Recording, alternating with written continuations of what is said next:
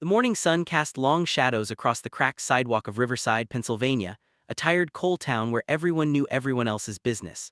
Margaret Chen moved slowly down Main Street, her cane tapping a steady rhythm against the concrete. At 73, she'd learned to move carefully, not from weakness, but from wisdom earned through years of navigating a world that often overlooked women who looked like her. The small grocery bag in her free hand contained just the essentials: bread, eggs, milk, and the cheap instant coffee that reminded her of better days. Her late husband Robert had always complained about that coffee, insisting she deserved the good stuff from the cafe downtown. But Robert had been gone for 3 years now, and Margaret had learned to make do. She passed the old barber shop where men gathered to complain about the weather and the state of things. A few nodded politely, most looked through her as if she were invisible. It was a familiar feeling. Margaret had lived in Riverside for 47 years, ever since Robert brought her home as his bride. She'd raised her son here, worked at the elementary school cafeteria for 23 years, and volunteered at the community center every Thursday. But to many in this town, she would always be the outsider, the Chinese woman who married the local boy. "Watch where you're going, old lady." The voice came sharp and sudden. Margaret looked up to find herself face to face with a man she didn't recognize. He was young, maybe 30, with slicked-back dark hair, expensive sunglasses, and a black leather jacket that seemed out of place in the morning heat. Two other men flanked him, dressed similarly, blocking the sidewalk. "I'm sorry," Margaret said softly, moving to step around them. The man in the middle shifted, blocking her path again. "You deaf or something?" I said. "Watch it." Margaret's grip tightened on her cane. She could feel eyes watching from the barber shop window from the diner across the street, but no one moved, no one spoke up. "Please, I just want to pass," she said, keeping her voice steady. The man leaned closer, and Margaret caught the scent of expensive cologne mixed with cigarette smoke. "You know who I am, you know who you're talking to." "I don't," Margaret replied honestly, "and I don't want any trouble, I'm just trying to get home." One of the other men laughed, a cold, harsh sound. "She doesn't know who you are, Tommy, that's rich." Tommy's face darkened. "Everyone in this town knows the Castellano family, you're either lying or stupid." He reached out and knocked the grocery bag from Margaret's hand. Eggs cracked against the pavement, milk began to pool around her feet.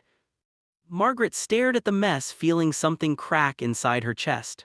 Not fear, she'd survived too much in her life to be truly afraid of men like this. But the casual cruelty of it, the waste, the disrespect, it cut deeper than any threat. "That was unnecessary," she said quietly. Tommy stepped closer, his shadow falling across her. "You want to repeat that, Grandma, because I don't think I heard you right." "I said it was unnecessary." Margaret raised her eyes to meet his.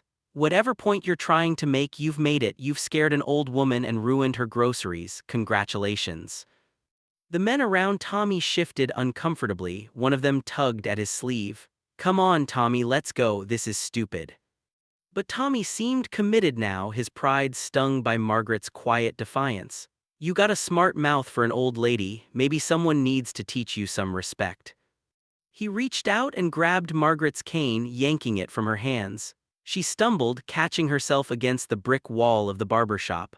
Her hip screamed in protest, the same hip she'd injured 5 years ago in a fall. "Give that back," Margaret said, hiding the tremor that had crept into her voice. Tommy examined the cane, turning it over in his hands. "This is a nice piece of wood, probably worth something." He grinned at his friends. "Think I'll keep it, consider it payment for blocking my path." "That belonged to my husband," Margaret said, and now her voice was barely a whisper. "Please." Something in her tone made Tommy's grin widen. He'd found the thing that could hurt her, and he was going to use it. "Well, your husband should have taught you better manners before he." "Put the cane down." The voice came from behind Tommy, calm and measured, but carrying a weight that made everyone freeze. Margaret's breath caught in her throat. She knew that voice. She'd heard it as a child's eager chatter, as a teenager's defensive arguments, as a young man's proud declaration when he'd told her about his decision to enlist. Tommy turned slowly, his face still smug. "Who the hell are you supposed to?" He never finished the sentence. The man standing behind him was not particularly tall, maybe 5'10", but he carried himself with a presence that seemed to fill the entire street. He wore simple civilian clothes, jeans, a plain gray t-shirt, and a light jacket. His dark hair was cut military short and his eyes, the same deep brown as Margaret's, were completely emotionless. "I said put it down," Daniel Chen repeated, his voice still quiet. "I won't ask again." Tommy laughed, but it sounded forced. "You threatening me? Do you have any idea who my family is?" "I don't care who your family is," Daniel said simply. "You're holding my mother's cane. Give it back, apologize, and walk away. That's your only option." One of Tommy's friends leaned in and whispered something urgent. Tommy's face changed, uncertainty flickering across his features. But he'd gone too far to back down now, not with an audience watching from every window on Main Street. "Your mother, huh?" Tommy sneered, though his voice lacked its earlier confidence. "She raised a punk who doesn't know how things work in this town. The Castellano family owns this street. We own this whole damn." Daniel moved so fast that Margaret barely saw it. One moment he was standing 3 feet away. The next he had Tommy's wrist locked in his grip, the cane safely removed from Tommy's hand. Daniel passed it gently to his mother without looking away from Tommy's face. "Thank you, sweetheart," Margaret said softly, her fingers closing around the familiar smooth wood. Tommy tried to pull away, but Daniel's grip didn't budge. "Let go of me, you." "Apologize to my mother," Daniel said. His voice remained calm, almost conversational, but there was something in his eyes that made Tommy's friends take a step back. "I'm not apologizing too." Daniel's grip tightened slightly. Tommy gasped. Okay, I'm sorry," the words came out in a rush. "I'm sorry for knocking over your groceries and taking your cane." "And for threatening her," Daniel prompted. "And for threatening you," Tommy repeated through gritted teeth. Daniel released him and stepped back, his hand moving to rest lightly on his mother's shoulder. Tommy stumbled, clutching his wrist, his face red with humiliation and rage. "You just made the biggest mistake of your life," Tommy hissed, pointing at Daniel with his uninjured hand. "The Castellano family doesn't forget, you hear me? We don't forget." "Neither does the United States Navy," Daniel replied mildly. "Now pick up my mother's groceries and leave." Tommy looked at the spilled food on the sidewalk, then at Daniel, then at the growing crowd of onlookers. For a moment, Margaret thought he might actually do something violent, but one of his friends grabbed his arm. "Come on, Tommy, this ain't worth it, let's go." Tommy allowed himself to be pulled away, but he kept looking back, his face twisted with fury. "This isn't over," he called out. "You hear me, this isn't over." The three men disappeared around the corner. The street remained silent for a long moment, everyone processing what they'd just witnessed. Daniel knelt down and began gathering the unbroken items from Margaret's grocery bag. A few people emerged from the barbershop to help, suddenly brave now that the danger had passed. Margaret watched her son work, this man she'd raised, this stranger she barely recognized. "Danny," she said softly, using the name she'd called him when he was small. "When did you get home?" He looked up at her, and for just a moment the hard mask fell away and she saw her boy again. The one who used to bring her flowers picked from neighbors' yards, who'd cried at sad movies and defended other kids from bullies. "About an hour ago," he said, standing with the salvaged groceries. "I wanted to surprise you, came by the house but you weren't there, so I figured I'd walk into town to find you." He smiled slightly. "Good timing, I guess." Margaret reached up and touched his face, her hand trembling. "You're really home." "I'm really home, Mom." She pulled him into a tight embrace, feeling how solid he'd become. How different from the lean teenager who'd left for boot camp 14 years ago. When she finally stepped back, tears were streaming down her face. "I've missed you so much," she whispered. "I've missed you too," Daniel said, and his voice cracked slightly on the words. Around them, the town of Riverside watched and whispered. They saw Margaret Chen, the quiet widow they'd ignored for years, being hugged by a man who just humiliated Tommy Castellano in front of half the town. They saw the professional way he moved, the confident stance, the cold efficiency in his eyes when he'd looked at Tommy. Old Bill Patterson from the barber shop stepped forward, clearing his throat.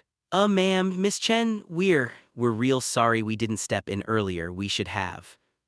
Margaret looked at him and the others who'd watched her be bullied, who'd done nothing. She could have been angry, part of her wanted to be, but mostly she just felt tired. "It's okay, Bill," she said quietly. "Fear makes cowards of us all sometimes." The words hung in the air like an indictment. Bill's face flushed and he looked away. Daniel put his arm around his mother's shoulders. "Let's get you home, Mom. I'll stop by the store and replace everything that got ruined." As they walked away together, Margaret leaned on her cane and her son, feeling safer than she had in 3 years.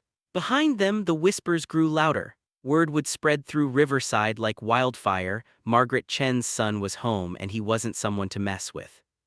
But neither Margaret nor Daniel heard the darker whispers, the worried predictions. They didn't know that Tommy Castellano had already pulled out his phone, calling his Uncle Vincent, the man who really ran the Castellano family operations in Riverside and 3 surrounding counties. They didn't know that Vincent Castellano had connections in every corner of town, from the police department to City Hall.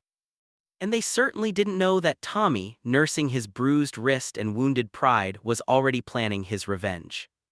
For now, walking through the morning sunshine toward the small house on Maple Street where Daniel had grown up, mother and son simply enjoyed being together again. Margaret asked about his travels, his health, whether he was eating enough. Daniel answered patiently, steering her around broken sidewalk edges, matching his pace to hers. "How long are you home for?" Margaret asked, almost afraid to hear the answer. 30 days leave, Daniel said. "A whole month, Mom, I'm all yours."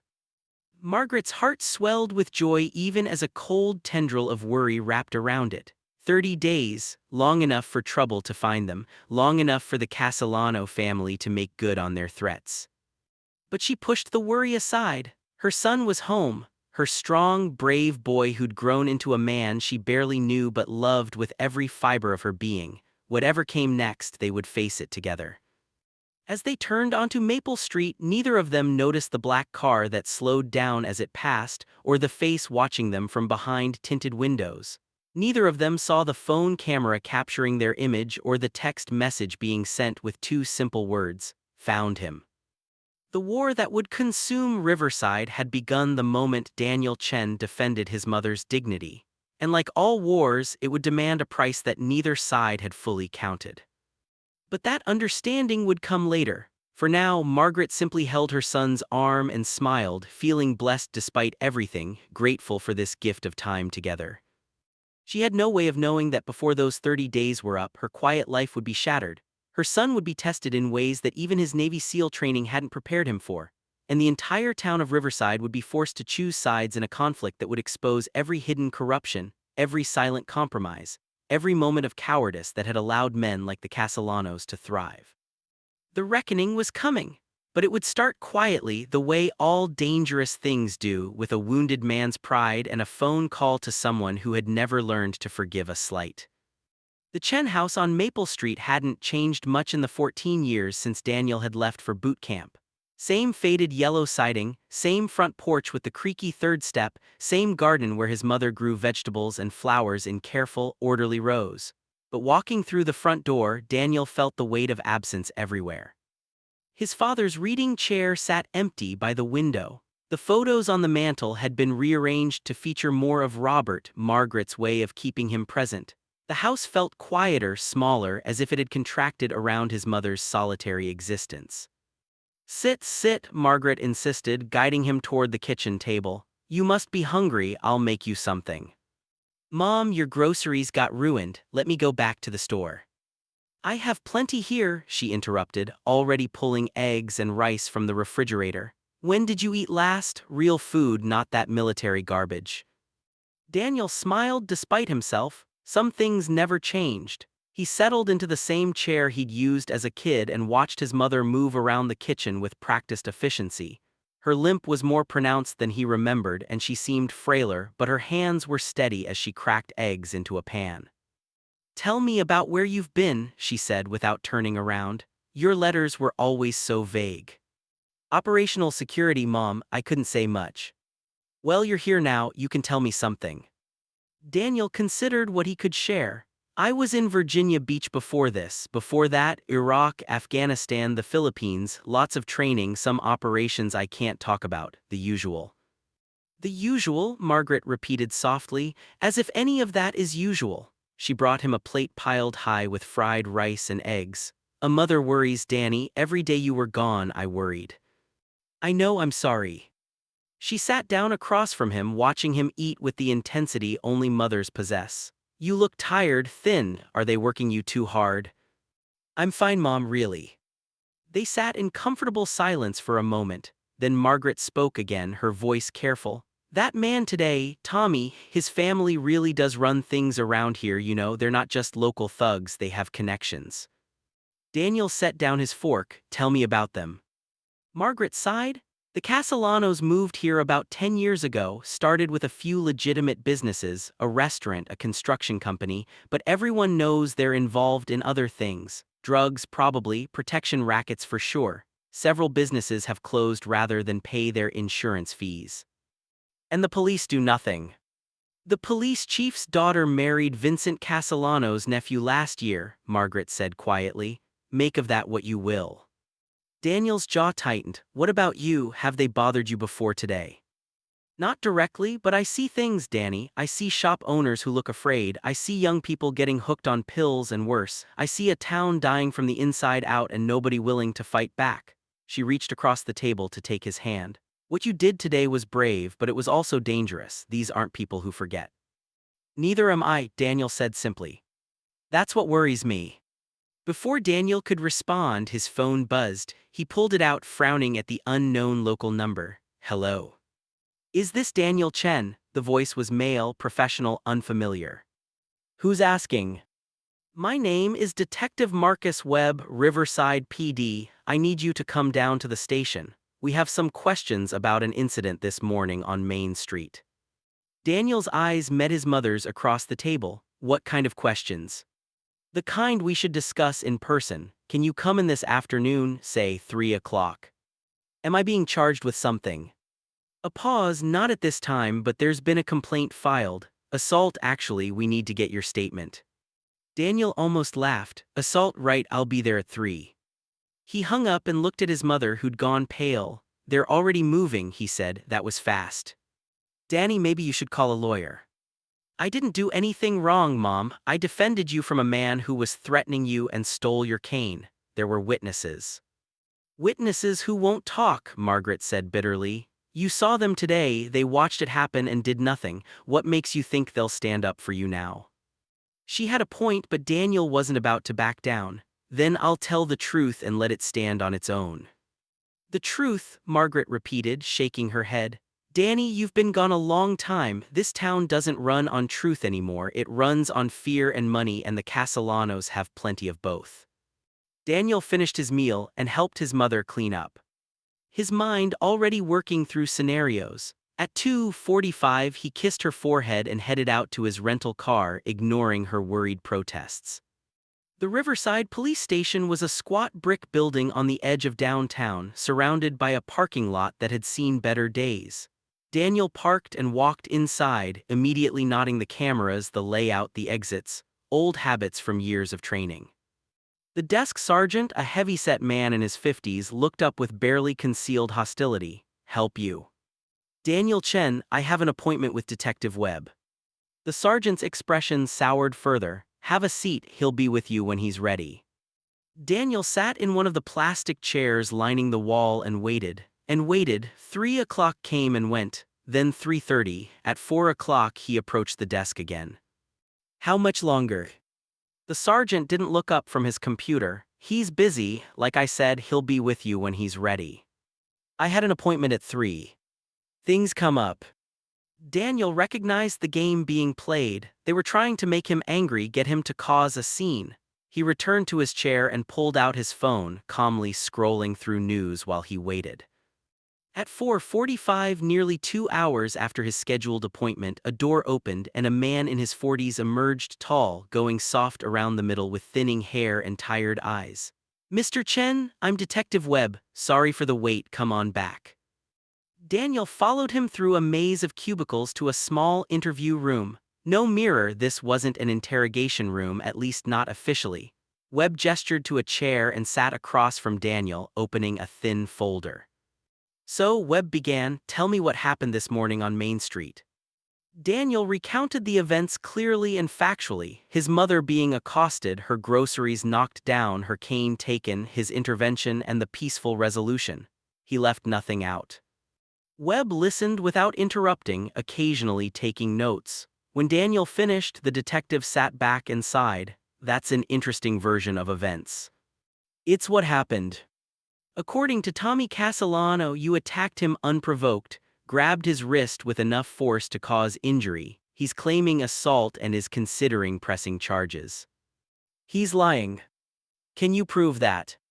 There were at least a dozen witnesses, Daniel said evenly. People in the barber shop, the diner, walking down the street, they all saw what happened. Webb consulted his notes. Funny thing about witnesses, we've talked to several people from Main Street today. Most of them say they didn't see anything clearly. Windows were dirty, they were distracted, it all happened so fast. The few who do remember seeing something say it looked like two men having a disagreement that got physical. They're afraid, Daniel said. The Castellano family has this town scared. That's quite an accusation. It's the truth. Ask my mother, ask the shop owners who pay protection money, ask the... Mr. Chen, Webb interrupted, his voice hardening slightly. I'm going to give you some free advice. You seem like a smart guy. Military background, right? Navy. That's correct.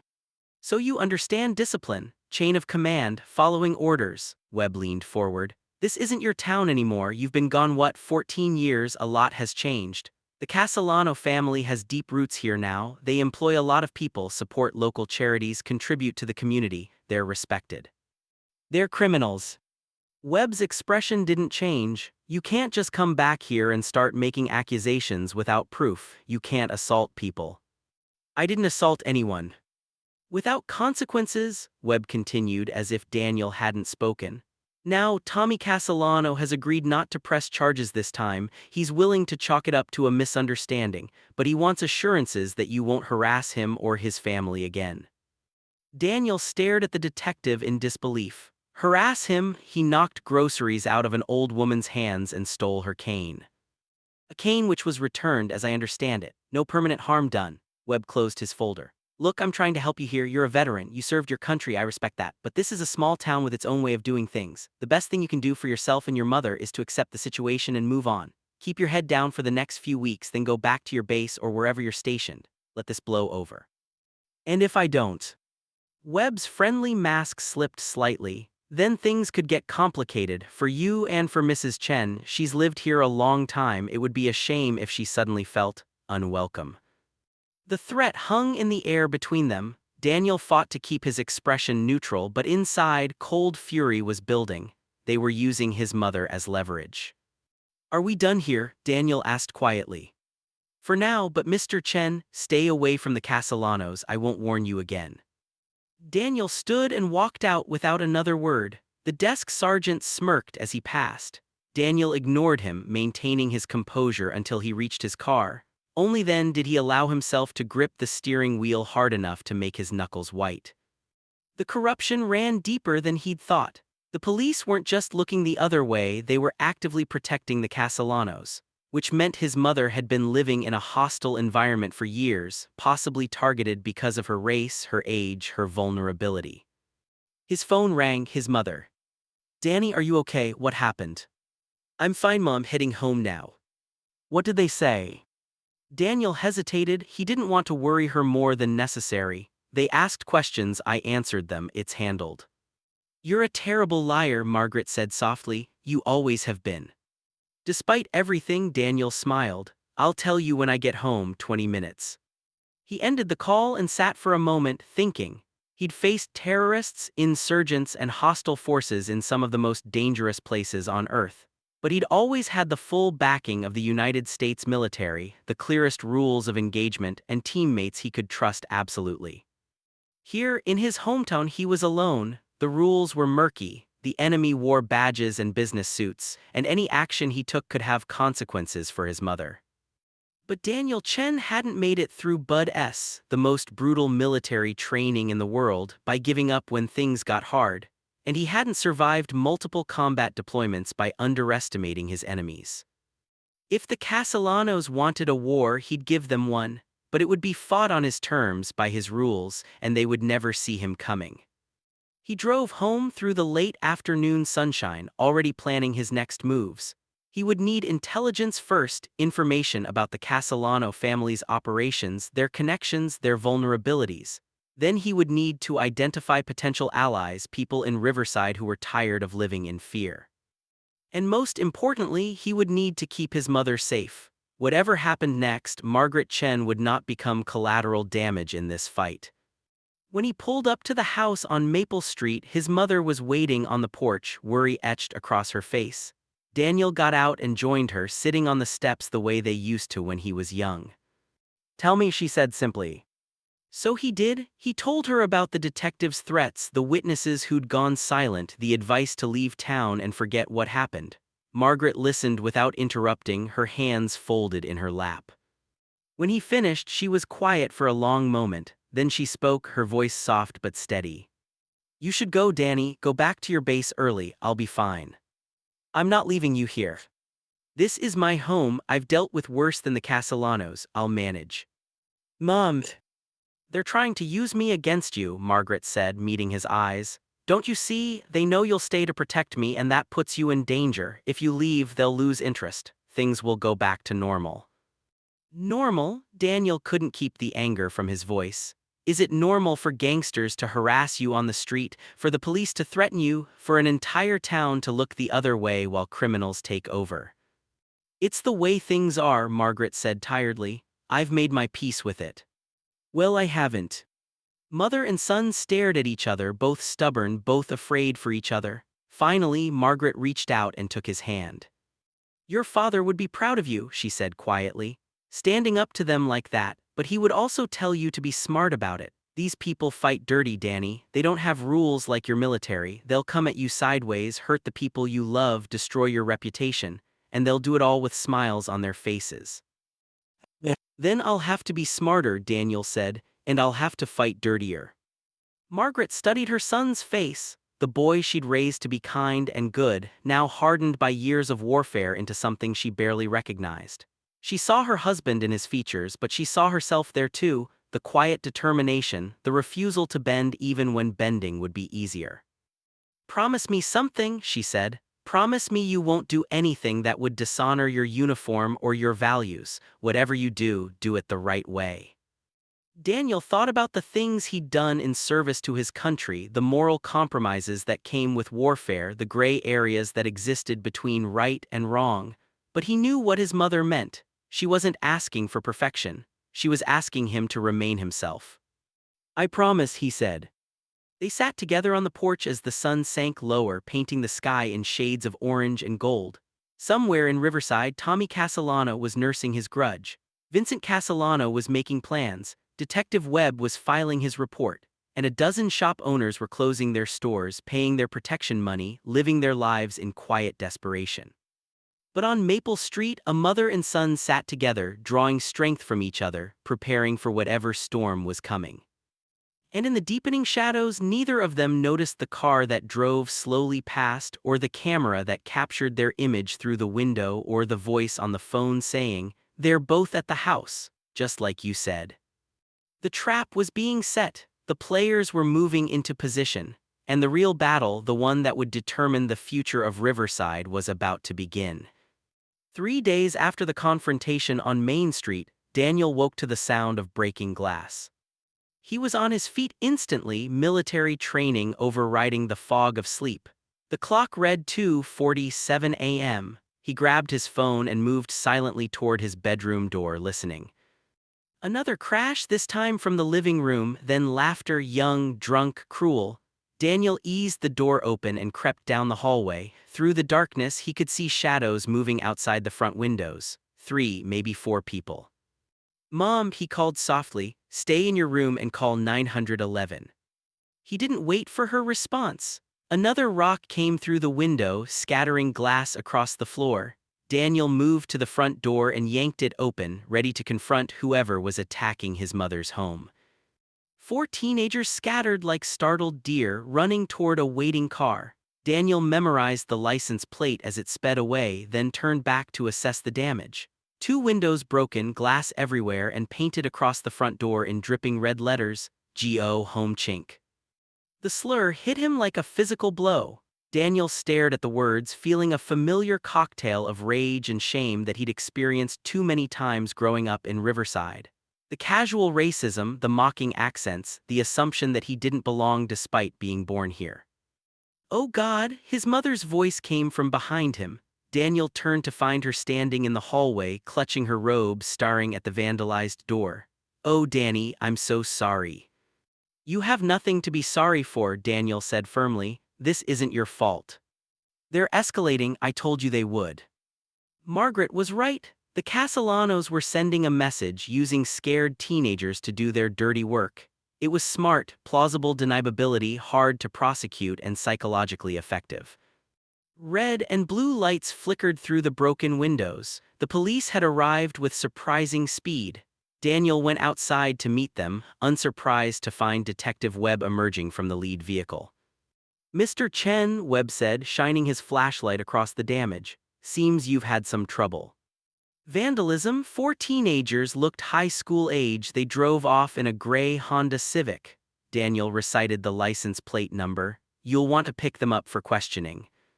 Webb made a show of writing this down. "Did you see their faces clearly?" "It was dark, but I'd recognize them." "Uh-huh." Webb walked over to examine the painted slur, his flashlight lingering on the words. "This is unfortunate. Hate crimes are serious business." "Are they?" Daniel couldn't keep the sarcasm from his voice. "Because from where I'm standing, it looks like the Castellano family is terrorizing my mother and your department is helping them do it." Webb's expression hardened. "That's a serious accusation. You have any proof?"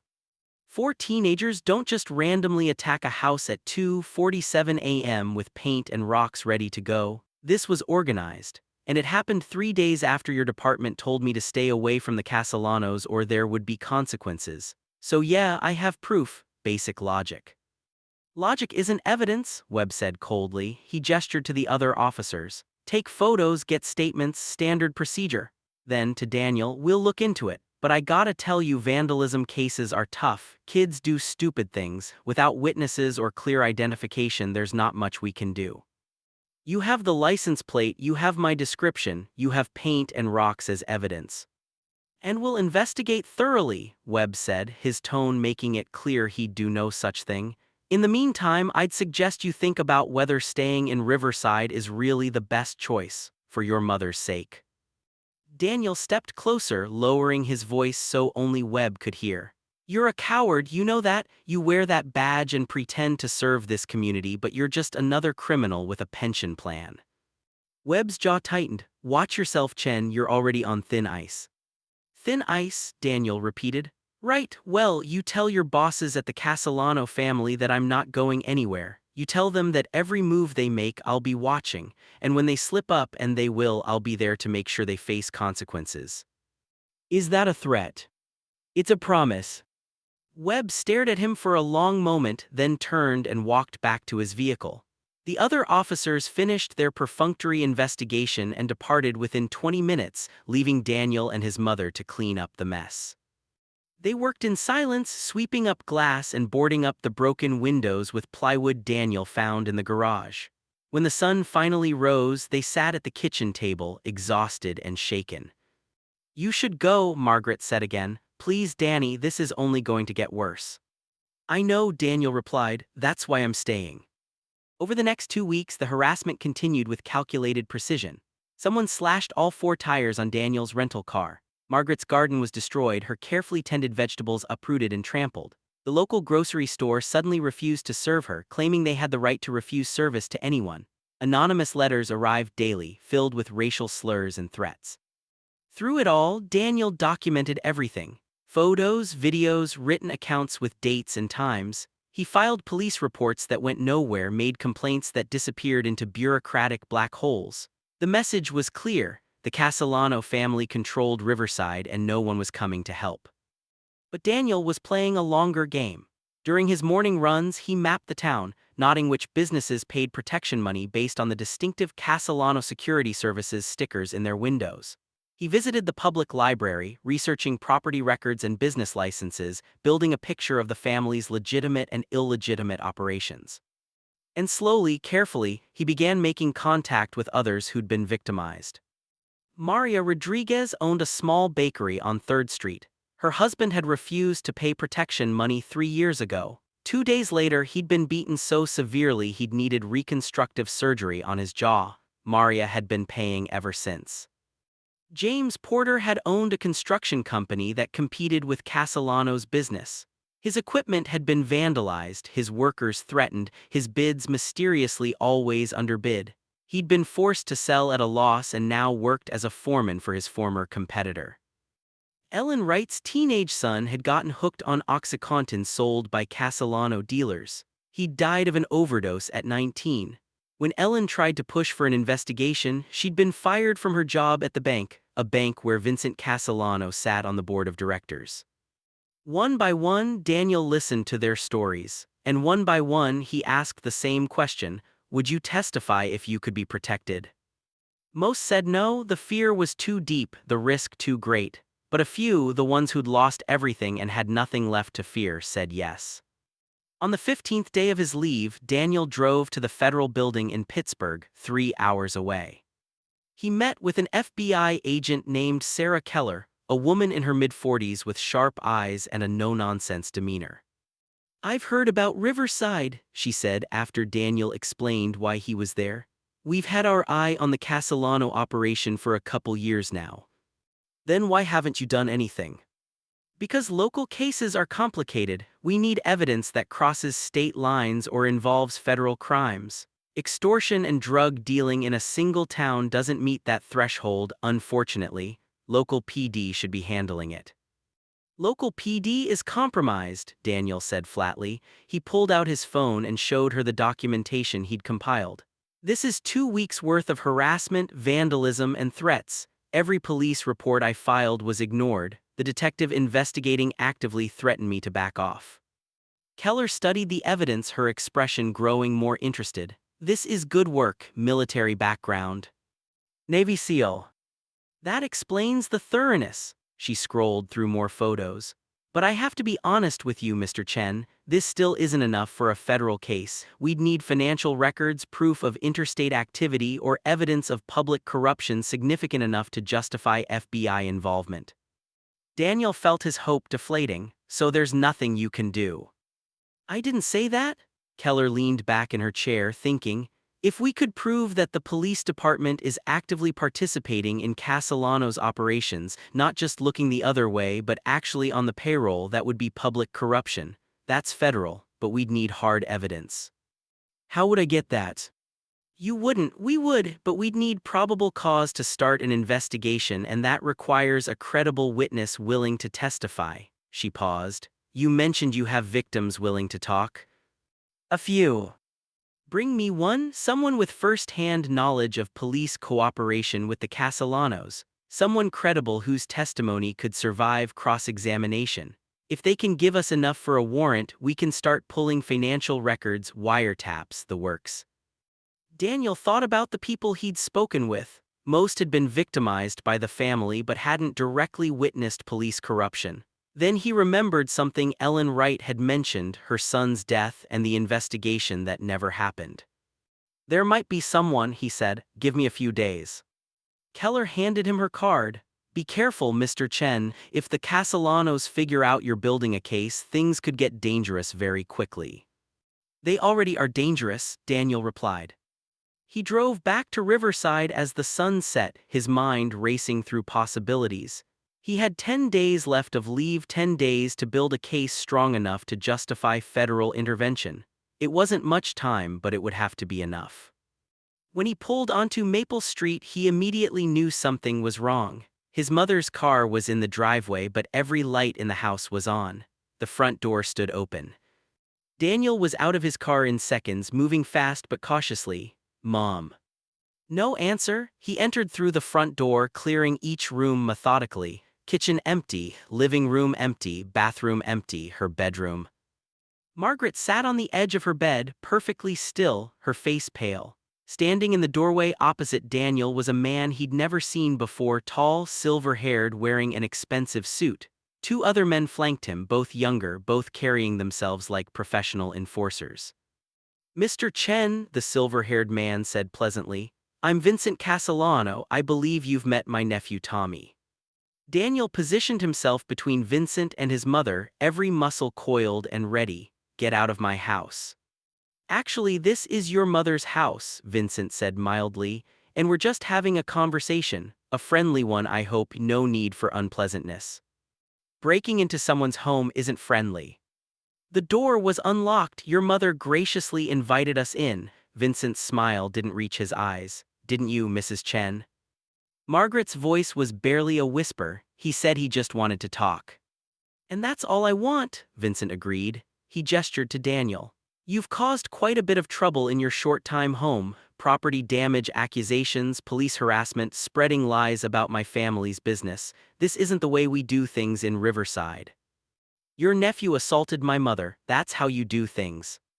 Tommy is young and hot-headed. He acted inappropriately and he's been disciplined for it, but your response was disproportionate. Vincent walked slowly around the room, examining family photos on the dresser. You humiliated him in front of half the town, made him look weak. That has consequences in my line of work. Then maybe you should be in a different line of work. Vincent chuckled. I like you, Chen, you've got spine, but you're out of your depth here. This isn't Afghanistan or Iraq or wherever you've been playing soldier. This is business, and in business there are always deals to be made. I'm not interested in deals. Hear me out? Vincent picked up a photo of young Daniel with his parents, all three smiling on some long-ago summer day. You're a military man, you understand strategic thinking.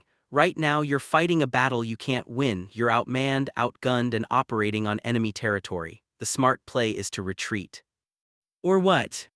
Vincent set down the photo very carefully. Or people get hurt. Not necessarily you. I actually respect what you do for our country, but your mother is elderly, living alone in this big house. Things happen to elderly people. They fall, they have accidents, they get confused and wander into traffic. It would be tragic, but these things happen. The threat was delivered in such a reasonable tone that it took Daniel's breath away. This man was casually threatening to murder his mother and making it sound like a weather report. If you touch her, I won't have to touch anyone, Vincent interrupted. That's the beauty of being at the top. I never touch anyone. I simply express concerns and people who value my opinion take appropriate action. It's all very hands-off. He walked toward the door, his bodyguards falling into step behind him. At the threshold, he turned back. You have 10 days left on leave, I understand. Spend them wisely, Mr. Chen. Enjoy the time with your mother, make peace with your hometown, and then go back to your base and forget all about Riverside. Do this and your mother lives a long, peaceful life. Keep causing problems. He shrugged eloquently. Well, I'd hate for anything unfortunate to happen. You're threatening a United States service member. I'm offering friendly advice to a troubled young man who seems intent on self-destruction. There's a difference. Vincent smiled coldly. Your mother is a lovely woman. It would be a shame if her golden years were cut short by her son's poor decisions. They left, closing the door softly behind them. Daniel stood frozen, rage and fear warring inside him. He wanted to chase after them, wanted to put Vincent Castellano through the nearest wall. But he couldn't, not with his mother sitting there, trembling, looking 10 years older than she had that morning. Danny, she whispered, I'm so sorry, they were just here when I got home, I didn't know what to do. He went to her, kneeling beside the bed and taking her hands. They were ice cold. It's okay, Mom, you didn't do anything wrong, are you hurt? No, they didn't touch me, but Danny, she met his eyes and he saw real terror there. That man meant every word, he'll kill me if you don't leave. He won't get the chance. Please, I'm begging you, just go back to Virginia or wherever they send you next, I'll be fine. But Daniel knew she wouldn't be fine. Vincent Castellano had entered his mother's home and threatened her life to send a message. If Daniel left now, Margaret would spend the rest of her days under that shadow, never safe, always afraid. He thought about what Agent Keller had said, hard evidence of police corruption. And suddenly he had an idea, dangerous, possibly illegal, but potentially effective. Mom, I need you to trust me, he said. Can you do that? Margaret searched his face, seeing something there that made her nod slowly. I'm going to fix this, but I need a few more days and I need you to be brave. Can you do that? What are you going to do? Something I learned in the Navy, Daniel said. When you can't fight the enemy head-on, you get creative. Over the next 3 days, Daniel put his plan into motion. Using skills learned in some of the military's most sensitive training programs, he set up surveillance on Vincent Castellano's restaurant, the legitimate front for his criminal empire. He rented a long-term storage unit across the street and installed cameras with audio recording capabilities. It was technically illegal without a warrant, but Daniel wasn't a cop and he wasn't planning to use this in court directly. He just needed enough evidence to give Agent Keller probable cause for her investigation. The cameras ran continuously, capturing everything: drug deals conducted in the parking lot, envelopes of cash being delivered by local business owners, and crucially, on the third night of surveillance, a meeting between Vincent Castellano and 3 Riverside police officers, including Detective Webb. Daniel couldn't hear what was being said, but he captured clear footage of cash being handed over, of Webb counting bills and pocketing them. It was circumstantial, possibly not enough on its own. But combined with witness testimony, financial records that could be subpoenaed, and a pattern of corruption, it might be the thread that unraveled everything. On his 28th day home, Daniel drove back to Pittsburgh and presented everything to Agent Keller. She watched the footage 3 times, her expression carefully neutral. "You know this was obtained illegally," she finally said. "I'm not a law enforcement officer and I didn't enter anyone's property. I observed public behavior from a public location using equipment I legally purchased." A defense attorney would tear this apart. But it gives you probable cause to start a legitimate investigation, doesn't it? Keller was quiet for a long moment. Then she made a phone call, speaking in low tones to someone Daniel couldn't hear. When she hung up, she looked at him seriously.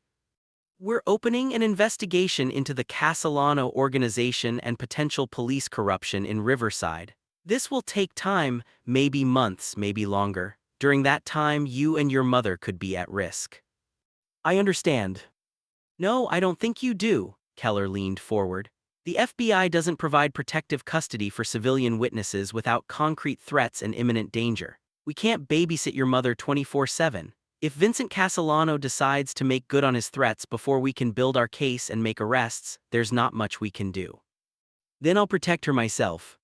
You're military, you'll be ordered back to your unit. I have 10 days of leave left and I can request an extension for family emergency. After that," Daniel shrugged, "I'll figure something out." Keller studied him with something that might have been respect. "You're willing to risk your career for this."